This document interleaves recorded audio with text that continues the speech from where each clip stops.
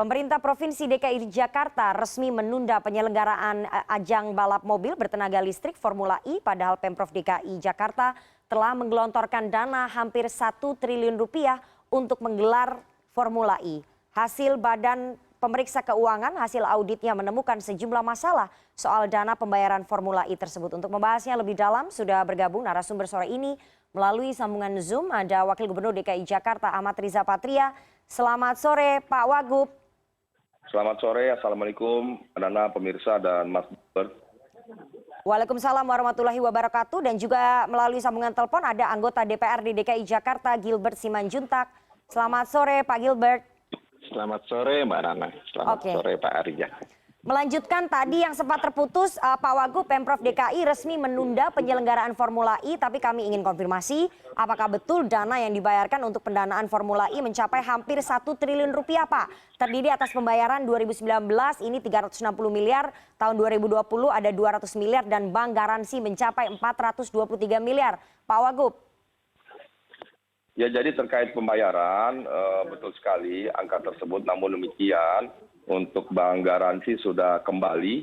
Yang masih ada di pihak penyelenggara adalah commitment fee. Kita tidak tarik kembali karena DKI Jakarta prinsipnya tidak membatalkan kegiatan tersebut, cuma menunda 2022 karena adanya pandemi COVID. Ya, jadi tidak hanya Jakarta, di seluruh kota-kota mengikuti kegiatan Formula E pada tahun 2020 ditunda 2022, itu juga semua telah membayarkan fee.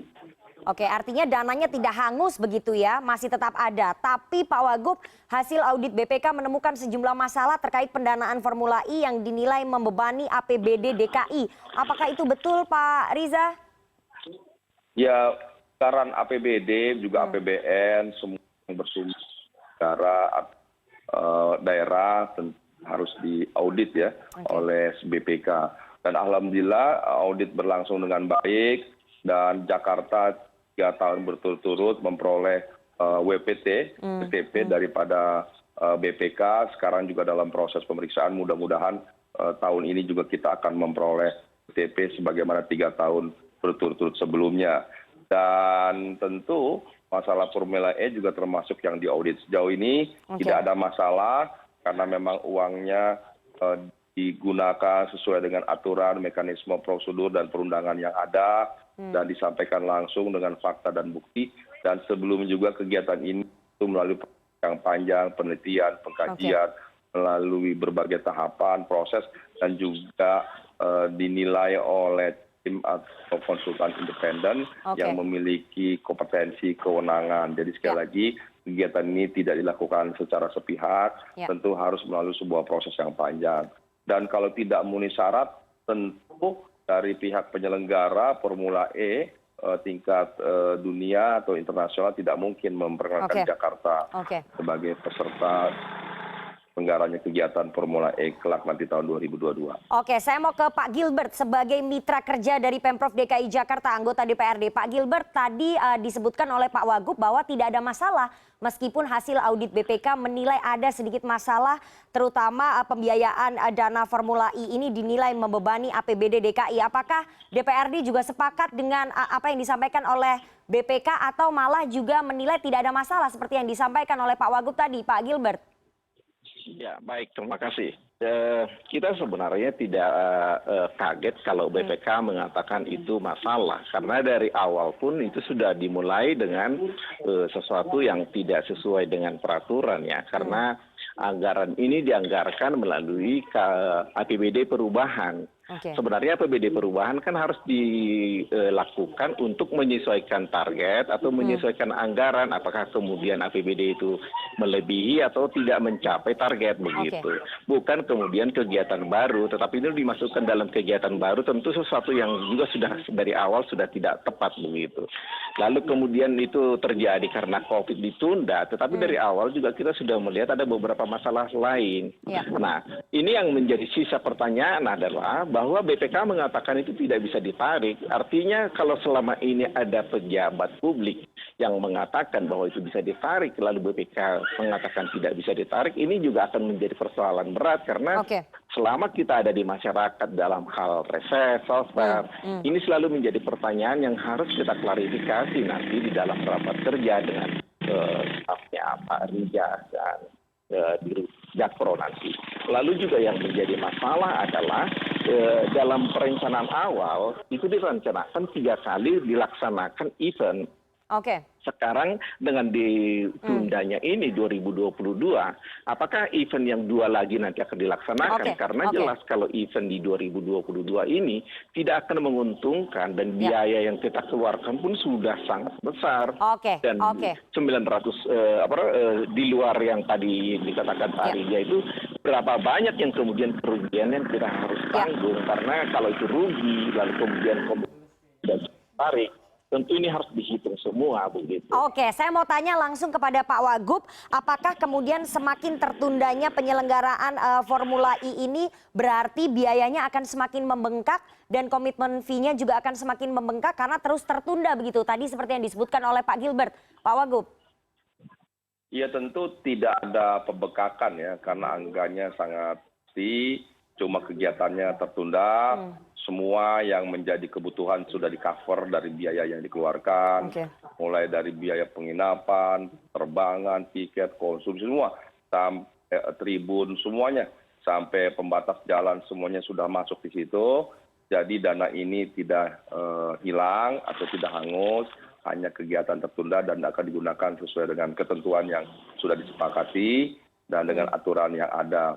Kemudian yang kedua ingin kami sampaikan, sekalipun ini tertunda 2022, tidak berarti 2 tahun sebelumnya hilang. Itu nanti akan digantikan di tahun 2023, 2024, dan seterusnya. Kemudian event ini ketika kita masuk di sini, maka pada tahun-tahun berikutnya kita bisa juga jadi tempat penyelenggaranya Formula E. Kemudian yang ketiga, keuntungan lain kegiatan ini, semua negara dengan dunia, termasuk Indonesia, kita akan memulai dengan teknologi baru, yaitu terbarukan diantaranya menggunakan mobil listrik, dan Formula E ini juga menjadi ajang bahwa Jakarta tidak hanya siap, pantas berdiri seperti kota-kota besar di dunia seperti New York, London, Meksiko, Roma, dan sebagainya, tapi Jakarta juga akan siap memasuki industri listrik. Kita akan mulai dengan bus Jakarta, kita akan memulai dengan bis listrik dan semua transportasi umum, bahkan transportasi pribadi juga kita akan dorong dengan berbagai regulasi dan berbagai kebijakan termasuk insentif agar kita bisa terbebas dari polusi.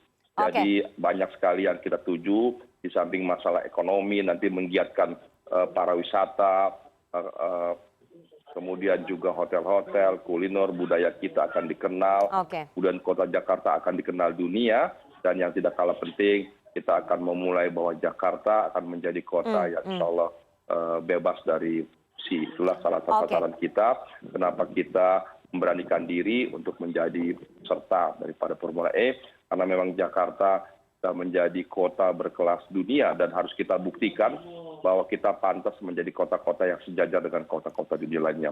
Tidak hanya event seperti ini, tapi juga event-event internasional lainnya juga kita akan siap. Karena terakhir kita pernah menjadi peserta itu tempat kegiatan pada tahun-tahun 1996. Itu yang pernah dilakukan. Mudah-mudahan tahun 2022 kembali kita akan menjadi tempat penyelenggaraan event Formula E atau sekelas internasional.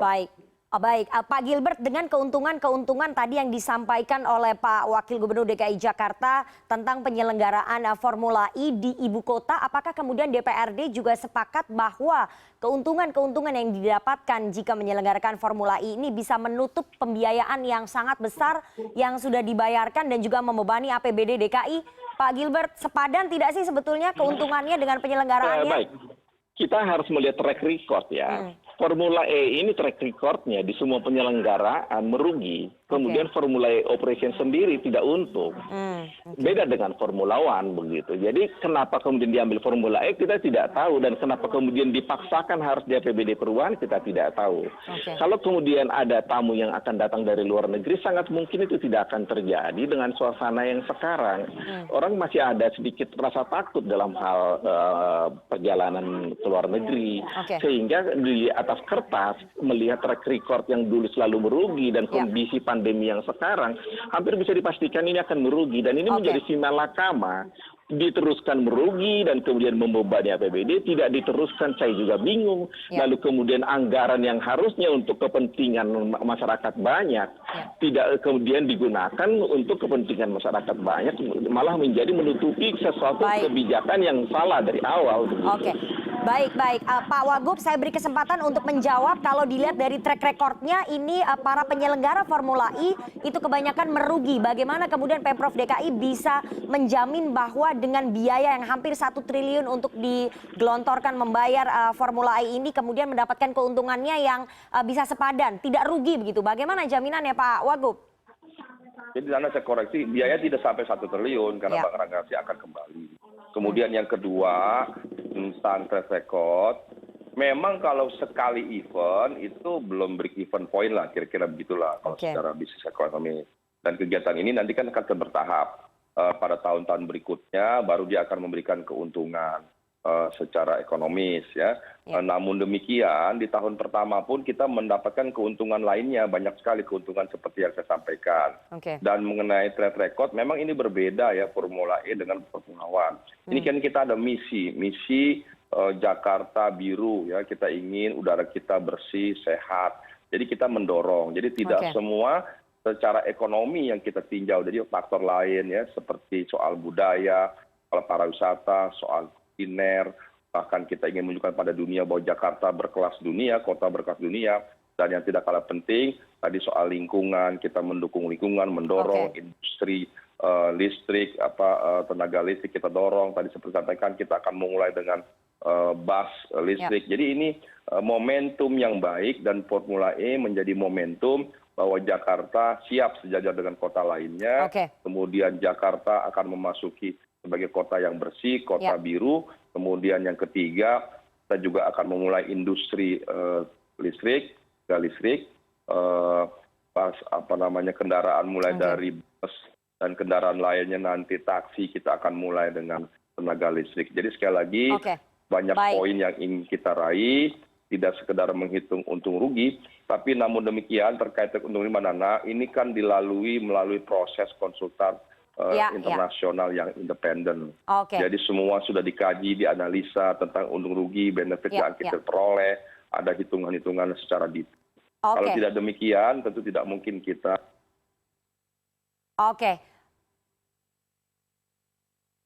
Oke, baik. Kita tunggu nanti bagaimana realisasinya dari pelaksanaan ajang balapan Formula E yang akan diselenggarakan oleh Pemprov DKI Jakarta. Apakah sesuai dengan rencana? Nanti kita akan kawal bersama. Terima kasih 2 orang narasumber yang sudah bergabung. Tadi Wakil Gubernur DKI Jakarta Ahmad Riza Patria dan juga anggota DPRD DKI Jakarta Gilbert Simanjuntak atas waktunya kepada CNN Indonesia Newsroom sore hari ini.